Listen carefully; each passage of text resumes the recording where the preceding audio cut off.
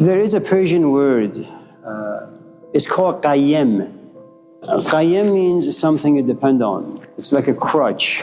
And the best example I can give you, which is the same example I've used for the past 30 years, is you go to Home Depot and you buy a redwood. And it's only a gallon redwood. And so if the wind is relatively strong, it's probably going to be uprooted. And so you put a stake on this side, another stake on this side, and then you take a rope of sorts and you tie the tree to both ends of the stakes. And so if the wind is going this way, this rope will protect it. If the wind is going this way, this rope will protect it. And then about 5 or 6 or 7 years later, what you'll do is you will remove the stakes and use it for another 1 gallon redwood. But by this time, the trunk is pretty thick. The roots have gone in, they're deep rooted now. For the most part, the tree can stand on its own. And it now is dependent on itself, the roots, and how deep they have gone inside the earth and how the roots just hang on to things. So for human beings, unfortunately, for many of us, myself included, it takes a long, long time to remove the stakes because we have no choice but to be dependent on things. I think the task is to be dependent on not too many things out there. I mean, someone like me, I need my job, I need money, I need this, I need 1,001 things. Someone like Malcolm X, Mahatma Gandhi, they need food, shelter, maybe clothing. So their dependency on things are limited to maybe 5 or 6 things. Whereas me, 1,000 things. I become more of a slave to the things to which I'm dependent. It also depends on what it is that you want. Because if you want to be good at anything, you have to find someone who is proficient in that craft. Some people, granted, they have salt on their fingertips, that naturally you're just a good cook. How it happens, I don't really know. But some people, they get married, whether it's a man or a woman, they need to cook, but they don't know how to cook. So they become dependent on YouTube clips about cooking, on books, on their grandparents or parents.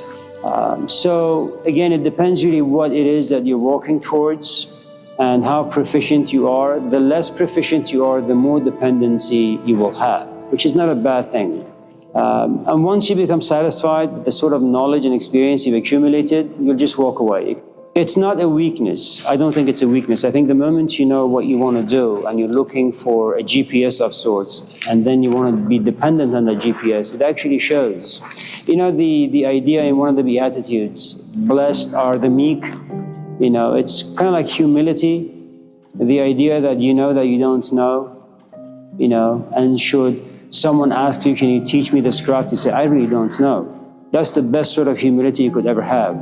And once you realize that you have some poverty, but you want to remove the poverty and replace it with richness of sorts, then you will find someone who is proficient in that particular area. And then you will depend on that person, and you will mimic, and you will plagiarize, and you will copy and paste and copy and paste until at a certain point you say, okay, I think I'm good now. If you go to the Gospel of Matthew, I think that's where the Beatitudes are. One of the messages in that Gospel is, blessed are those who are poor in spirit. Now, I don't know if you've ever been poor, or blessed are those who hunger and thirst for righteousness and truth and those things. The thing about hunger is that it keeps you awake. Your stomach keeps reminding you that you need food, that you are poor, that no one's paying attention to you. People are unkind. You have all sorts of things that are happening in your imagination.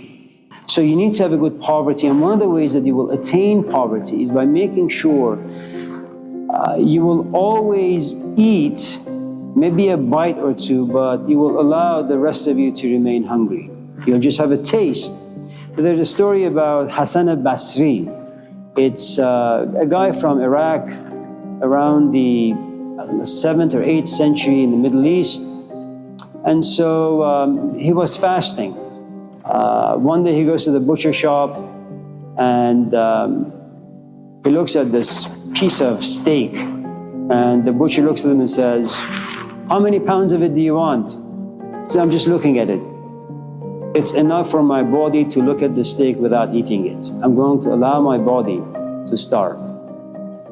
So another way of doing this would be read either In Search of the Miraculous, the relationship between P.D. Auspinski and Gurdjieff, but more interesting, I think, is Daughter of Fire, where you have a woman who falls in love with a man who happens to be her teacher. There is just something magical about this man, at least that's how she feels. And she can't bring herself to get too close. There's too much fear.